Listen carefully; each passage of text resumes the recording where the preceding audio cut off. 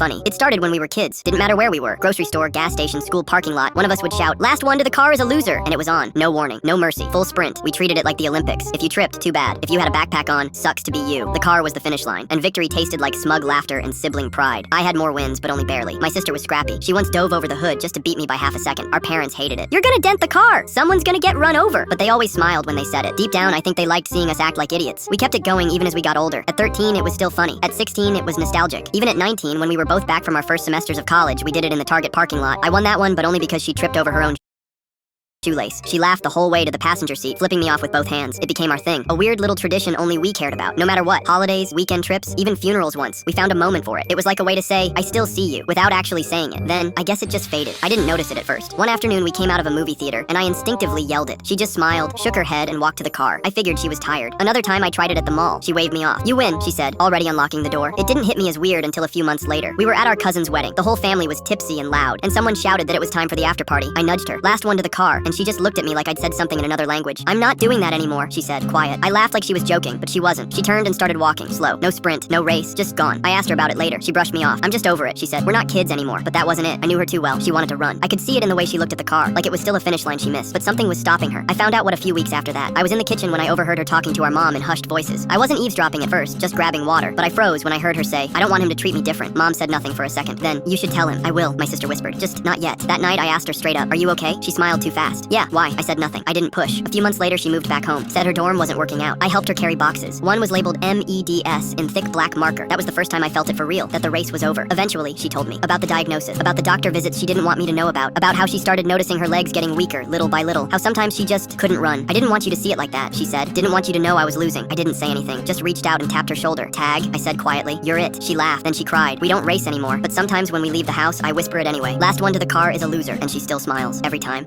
When did an